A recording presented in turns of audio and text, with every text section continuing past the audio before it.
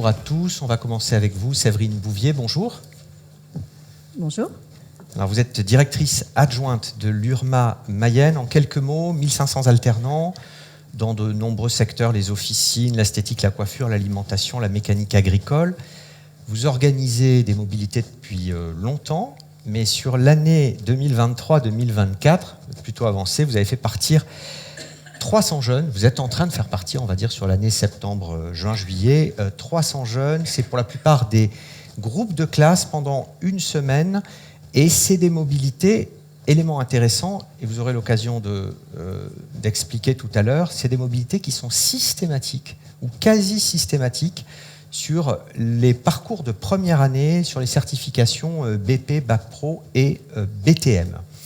Deuxième interlocuteur, Vincent Chalin. Vincent Chalin, vous êtes référent mobilité internationale à l'URMA Mayenne et vous faites partie de ces référents qui ont été formés et qui sont presque complètement dédiés à cette tâche-là. Oui, pas tout à fait, mais presque, en effet. Depuis maintenant 2 ans, oui. On poursuit le petit tour de table avec Marc Meyer. Alors, Marc Meyer, vous êtes délégué français de ProTandem. ProTandem, c'est une agence franco-allemande qui organise, qui subventionne, qui coordonne des échanges franco-allemands de jeunes, de professeurs et de formateurs, sujet de tout à l'heure, et d'adultes en formation professionnelle depuis 1980. Pour les apprentis, c'est plutôt des mobilités courtes, 2-3 semaines, des groupes de 6 à 8 jeunes, plutôt petits, avec une réciprocité.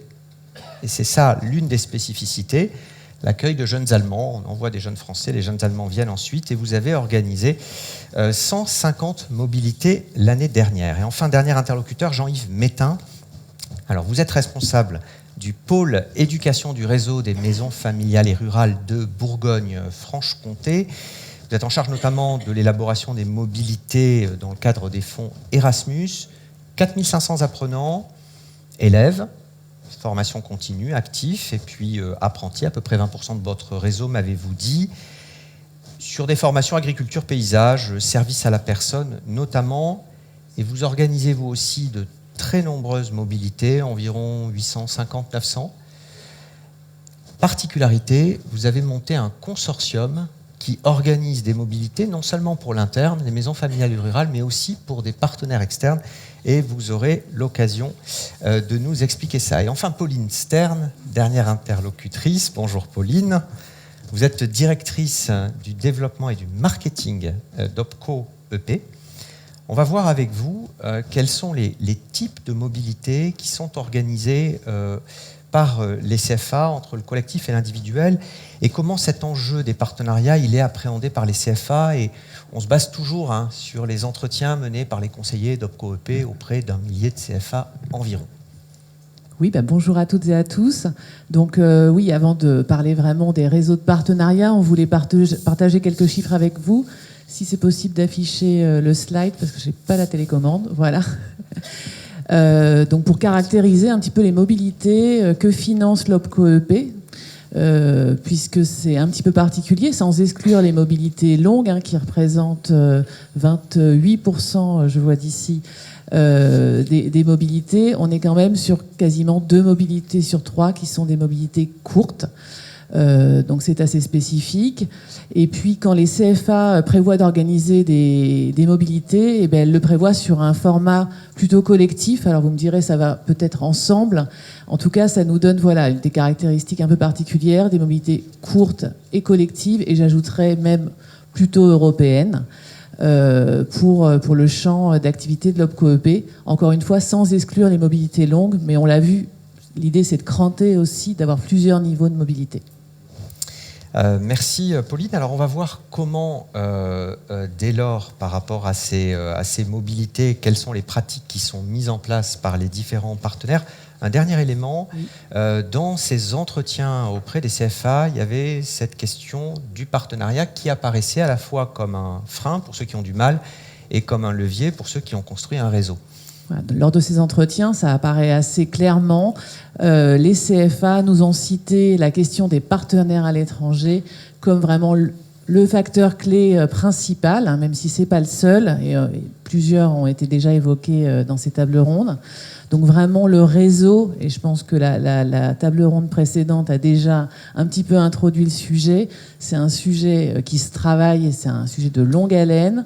L'effort à l'entrée, je pense, mais nos intervenants témoigneront, est important, mais ça doit se poursuivre, ça doit être quelque chose qui est porté par le CFA avec un référent mobilité, parce que des partenariats, ça vit, ça doit se renouveler, ça doit se réinventer pour que la dynamique se poursuive.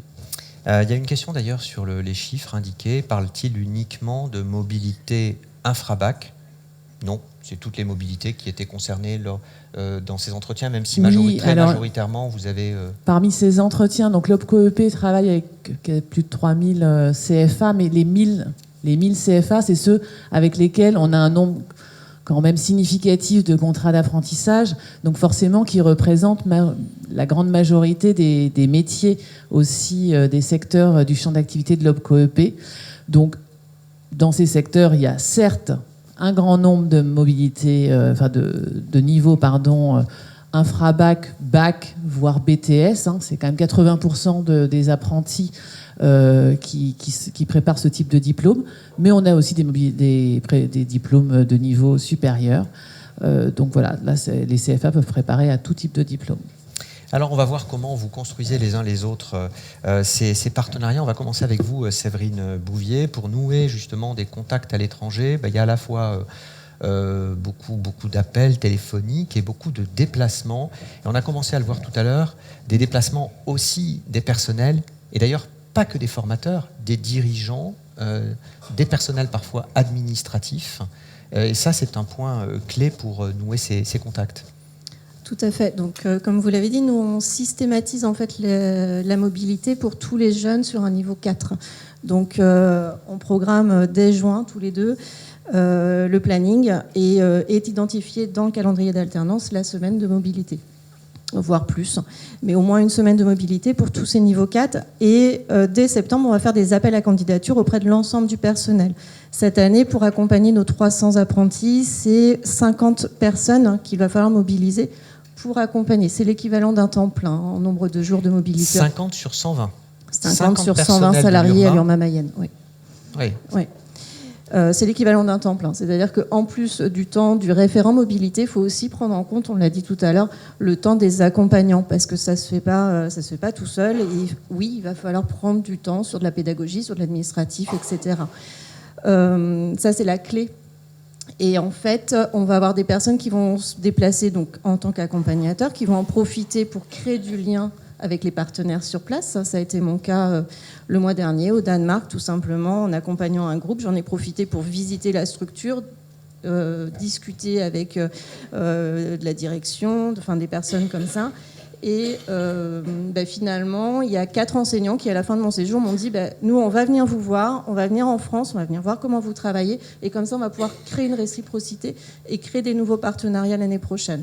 Autre levier qui peut être peut-être intéressant, c'est que pour impliquer les équipes pédagogiques dans l'élaboration de ces projets, vous leur permettez aussi de faire des propositions en fonction parfois de leur propre parcours.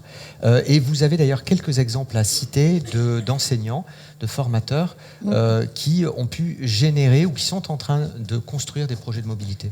L'année dernière, on a fait partir 15 jeunes au Sénégal sur un séjour éco-responsable. Et c'était suite en fait, à l'expérience personnelle d'une enseignante avec une structure, avec une association en fait, et qui est revenue en disant faut qu'on fasse faire ça à nos apprentis. Donc ça a mis longtemps, ça a mis 3 ans à monter le projet, à trouver les financements, à sélectionner un peu le groupe aussi, parce que c'est pas un voyage qu'on fait avec tout le monde. Il faut que les jeunes soient partants, il faut qu'ils puissent être disposés à partir dans des conditions un peu roots, quoi. Donc mais ça se fait, on a mis 3 ans et on l'a fait. On est très très content de ce qu'on a créé comme partenariat là-bas. Et on n'y a pas été cette année, mais très certainement on va y retourner l'année prochaine. Et les alternants eux-mêmes peuvent proposer. C'est arrivé d'ailleurs avec des championnats du monde de pâtisserie. Oui. À Rimini, en Italie. Donc où là, ils vous ont suggéré... Donc en l'occurrence, ils m'ont sollicité au mois de novembre l'année dernière. ils voulaient partir au mois de janvier. Donc je leur ai dit, écoutez, le temps c'est un petit peu très très court, on va tout faire pour, mais en tous les cas, nous nous sommes démenés pour faire en sorte que ce petit groupe de MC, donc ces mentions complémentaires chocolatiers, glaciers, confiseurs, puisse voir le championnat du monde des jeunes pâtissiers, donc qui se déroulait à Rimini en Italie. Au-delà de ça, moi je suis absolument pour générer un atelier. C'est un petit peu l'obligation que j'impose moi à tous les enseignants. Et donc on a réussi à faire en sorte que ce petit groupe aille à Carpigiani, c'est la plus grande entreprise de fabrication de machines à crème glacée au monde. Et donc on a eu un excellent entretien avec cette entreprise. Ils ont dépêché un formateur qui est le champion de la crème glacée italienne. Et donc pendant 2 jours, ce champion-là, il a fait un cours dédié à ce petit groupe de MC de la Mayenne. Et donc ils ont été très heureux et ils tiennent à reproduire, à réitérer cette mobilité l'année prochaine. Et ça, c'est un aspect aussi très intéressant, c'est que dans les mobilités, vous commencez à avoir un peu d'expérience et pas mal de maturité sur la question, et vous essayez de construire des mobilités qui font écho aux enjeux professionnels, et vous avez plein d'exemples. Qui ont du sens, et même au-delà de sociétal. Par exemple, nous avons aussi une mobilité au Maroc, donc là c'est dans une coopérative 100% féminine, où ils aident les jeunes défavorisés à les épauler, les payer, les alphabétiser, etc. Donc la même chose qui a été fait au Sénégal, on est un peu dans ce contexte-là, et également des jeunes qui vont partir à Madagascar, dans une chocolaterie qui est l'une des dernières qui fait de bean to bar, donc ils produisent tout sur place, au lieu de laisser, j'ai rien contre, hein, mais que veulent rajouter soit fait en Europe, tout est fait sur place à Madagascar. Et donc les jeunes vont y aller le mois prochain, ils vont planter des cacaoyers, ils vont voir la feuille, ils vont voir tout le process, et donc encore une fois, ce sont des jeunes chocolatiers, donc ça a du sens. Merci beaucoup Jean-Yves Métain. Alors, on a parlé tout à l'heure de votre consortium, le réseau des maisons familiales rurales de Bourgogne-Franche-Comté. Vous organisez des mobilités de 3 semaines environ pour les jeunes apprentis ou scolaires pour votre propre réseau, 100 pour d'autres MFR, 350 supplémentaires pour les membres de votre consortium, qui compte notamment beaucoup de lycées professionnels. En quelques mots, parce que ce réseau, il est ouvert, vous nous direz comment tout à l'heure, mais comment fonctionne-t-il et quelle est la répartition des rôles entre ce que vous faites vous et ce que font les CFA? Alors, on a vu tout à l'heure l'un des freins ou l'un des obstacles pour les CFA, c'est comment je fais, j'ai envie d'y aller, je ne sais pas comment pouvoir accéder au fonds ou au programme et comment m'organiser à l'interne. Bien, en fait, c'est le rôle qu'on s'est un petit peu donné, alors tout simplement parce qu'on avait aussi une antériorité sur la mise en place des mobilités depuis 2010.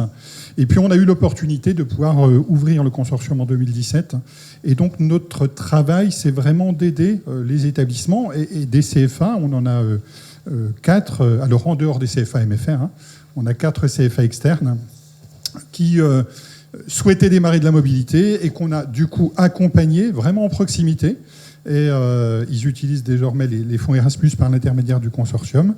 L'intérêt, c'est vraiment de pouvoir être à côté, c'est-à-dire d'avoir un interlocuteur. Le référent, il a un interlocuteur auprès du consortium. S'il a une difficulté, s'il a une question, très vite, par mail, par téléphone, il a les réponses. Et ça, ce sont des éléments qui facilitent en fait le fonctionnement du consortium. Il y a plusieurs questions qui sont posées sur mobilité collective ou individuelle.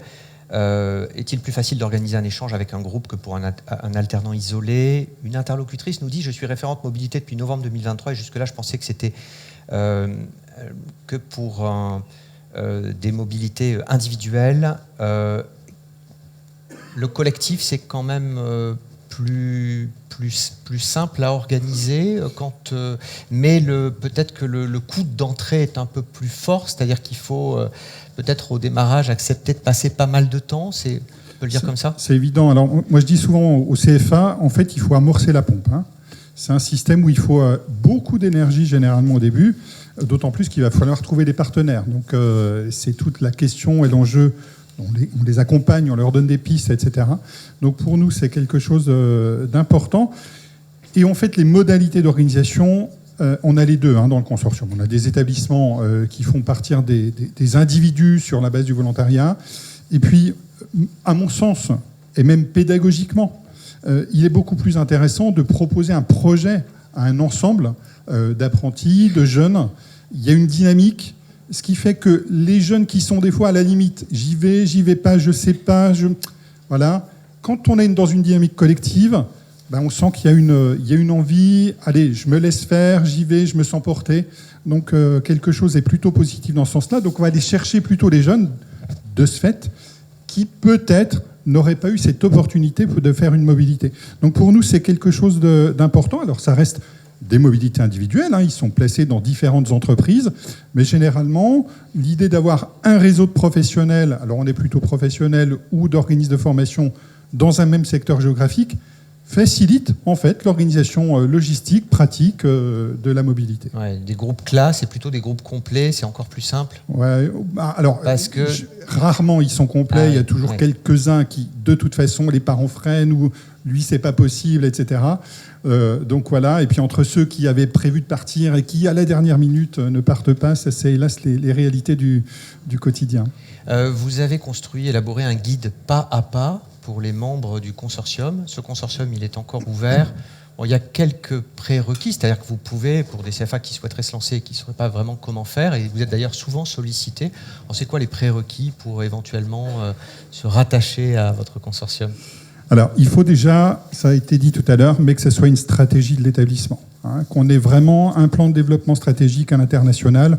On peut aider, on peut aiguiller, mais il y a une vraie volonté de l'établissement du CFA de pouvoir y aller. Et puis ensuite, l'idée, c'est vraiment de dire, je ne vais pas me limiter à quelques mobilités. Il faut qu'on ait vraiment une ambition d'aller un petit peu plus loin.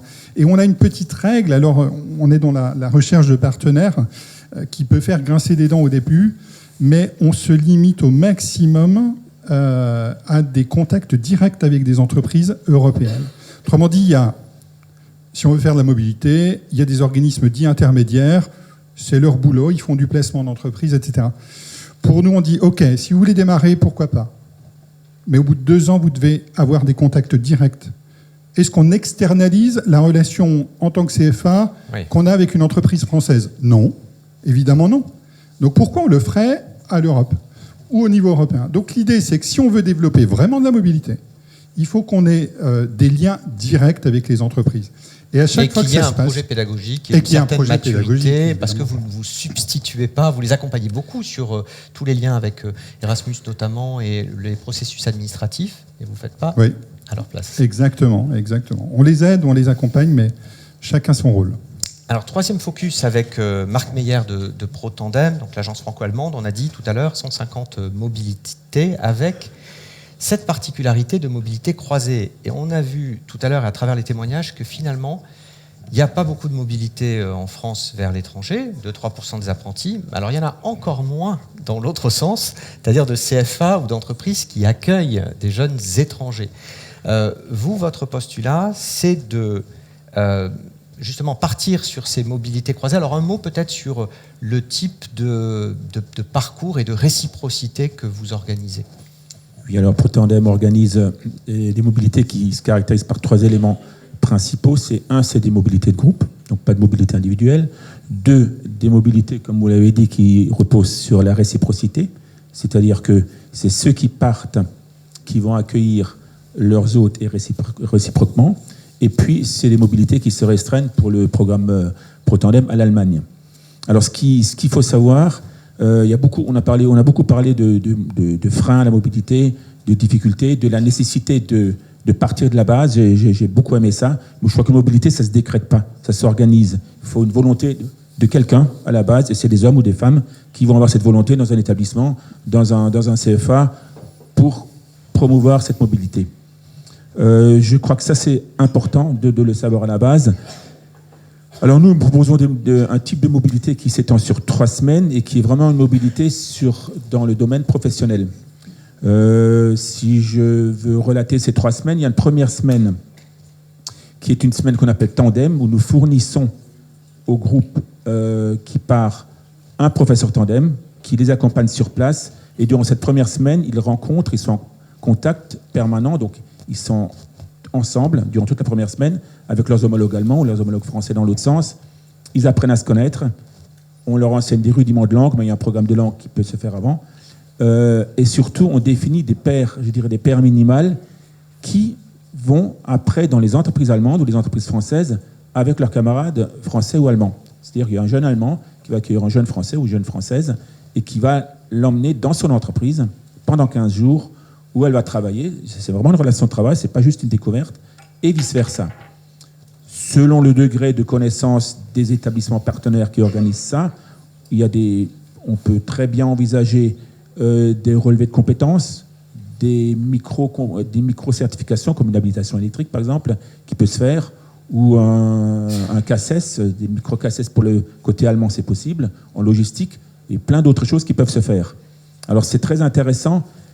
Vous pourriez me dire, oui, mais ces jeunes Français, ils ne parlent pas l'allemand. 98% ne parlent pas allemand et les jeunes Allemands ne parlent pas français. En fait, on se rend compte que quand ils sont dans l'entreprise, et à travers le contact, c'est vrai que l'anglais a la part belle, mais ils vont parler le cuisinier, ils vont parler le boucher, ils vont parler la langue technique. Et ça fonctionne finalement très bien. Alors le gros bénéfice qu'ils vont retirer de ça, et ça a été dit, et pour l'entreprise, il faut le dire aux entreprises, c'est un critère que nous ont dit des jeunes, c'est l'adaptabilité. Ils savent s'adapter à un environnement nouveau. C'est pas évident pour une jeune cuisinière, apprentie cuisinière d'une ville moyenne d'Allemagne, de se retrouver dans la région parisienne, de prendre le RER le matin, le métro, etc., de s'adapter à un univers qui est totalement surdimensionné pour elle. Et pourtant, ça se fait. Et ça, c'est un bénéfice extrêmement important. Et si elle vient pendant les JO, je ne vous dis pas. Alors, dernier mot peut-être, votre accompagnement, il est aussi spécifique parce qu'il est un peu de A à Z, avec cet accompagnement culturel, linguistique, etc. C'est un financement qui, y compris, porte sur les sorties culturelles qui sont organisées par ProTandem, c'est-à-dire que le programme, c'est très planifié, vous accompagnez, on l'a dit, alors un nombre de dossiers non négligeable, 150, mais c'est un peu du coût humain, on peut dire. Ça peut être 2 à 3 000 personnes par an. Voilà, alors dernier aspect quand même intéressant, au niveau du financement. ProTandem, c'est un financement par les États, binational, donc financement, France-Allemagne, 50-50. Quel est l'état de votre enveloppe aujourd'hui? Est-ce qu'il y a un peu de marge pour des CFA qui souhaiteraient vous solliciter? Là, je peux être très rassurant pour tout le monde. Nous avons encore de la marge, puisque nous n'avons pas un budget qui en soit illimité. Nous faisons un budget de proposition chaque année, et il y a vraiment encore de la marge. Alors, ce qu'il faut savoir, c'est que nous finançons l'intégralité de la mobilité. Nous finançons un interprète qui accompagne les jeunes. Si vous voulez, pour un CFA, je relevais avant, au niveau des statistiques, la difficulté pour les CFA d'organiser une mobilité. Nous prenons en charge l'organisation. Il y a un interprète qui suit.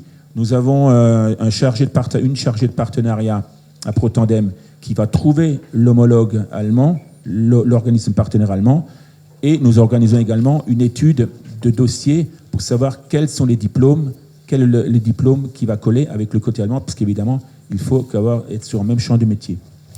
Merci beaucoup. Je vous propose d'écouter à présent un témoignage en vidéo. On va aller en Allemagne avec une coordinatrice de la mobilité internationale qui s'appelle Selina Niehoff, qui ne peut pas être présente bien sûr parmi nous aujourd'hui, mais on a pu échanger il y a quelques jours. Donc elle est coordinatrice mobilité d'une chambre de métier à Flensburg qui accueille 5000 apprentis. Ils se sont mis assez récemment à la mobilité internationale.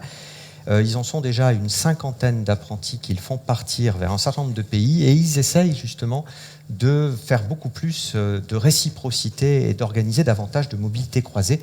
On écoute son témoignage.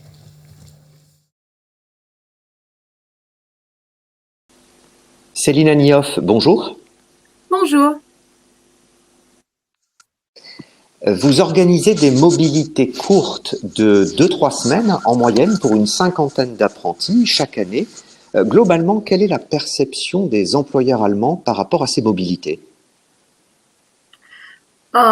Due to the tradition in the craft sector, there are several company owners who went abroad themselves. And of course, these people are encouraging the project. And of course, they are also supporting their apprentices when they plan to go abroad. Furthermore, I think it's the same problem as it is in all over Europe. Large amount of pupils want to go to university and don't want to go to an apprenticeship. So this is helping to make internships or apprenticeship more attractive. So there are several companies that are really interested in organizing internships and international mobilities. Some companies are reluctant at first and are a little bit hesitant to send their students abroad. But in the end, I am able to give them further information over meetings, guild gatherings, and so on. And then they are also more open to this possibility. Merci. Comment sont financées les mobilités vers l'Europe ou en dehors de l'Europe? We are using Inside Europe Erasmus+, which is a program in order to finance internships for apprentices. Furthermore, there is a national program for extra-European countries, so the countries outside of Europe, which is called Ausbildung weltweit. It's a national program, and it's financed by the German government. Furthermore, every mobility referent who is active in Germany can partake in the German network Training Without Borders, Berufsbildung ohne Grenzen in German.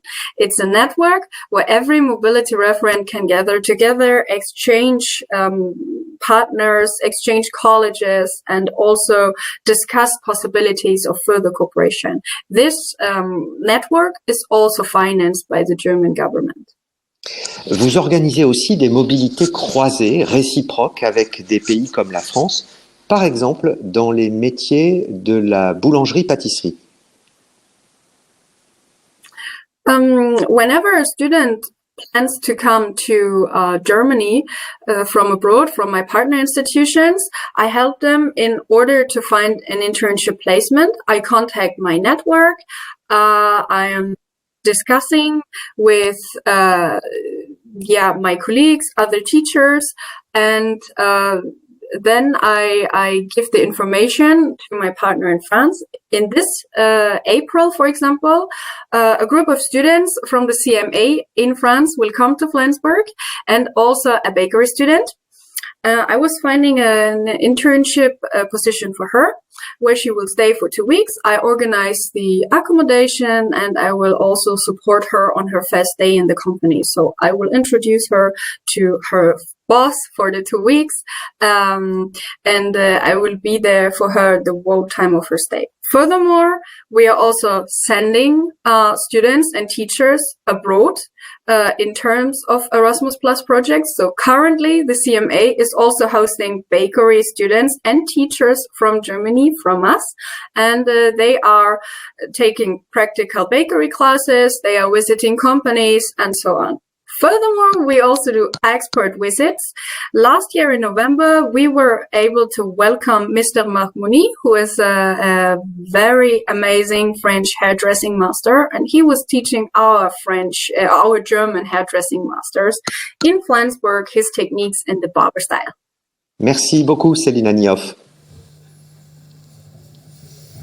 Voilà pour ce témoignage. Séverine Bouvier, vous connaissez bien cette chambre de métier, puisque vous organisez avec eux des mobilités croisées. Et d'ailleurs, vous vous souvenez, tout à l'heure, on a vu une vidéo d'un boulanger-pâtissier et de son apprenti. Eh bien, en ce moment, il y a 2 formatrices allemandes de cette chambre de métier, 2 apprentis boulangers-pâtissiers qui sont à Laval, dans le cadre d'une réciprocité. Tout à fait. Donc, Célina nous a envoyé ses formatrices.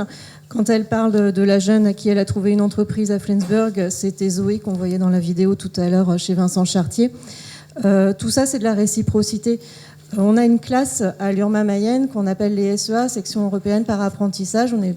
On est peut-être pas très nombreux en France à le faire, mais on accueille tous les ans des jeunes Européens, des Allemands notamment, mais de tout pays d'Europe. Pendant 1 an, on les accueille à partir de mi-août. L'objectif, c'est qu'au mois de juin, ils passent un CAP en connexe pour compléter leur cursus de formation. Donc, ils arrivent mi-août, ils parlent à peine français. Pour certains, ils ne parlent pas du tout français. On parle de la langue du métier, mais c'est une réalité. On donne des cours accélérés de FLE. On organise tout au niveau administratif, la sécurité sociale, la CAF. Enfin, voilà, vous imaginez bien toutes les démarches administratives. On parle franglais en cours jusqu'à Noël. Et à partir de Noël, tout est en français.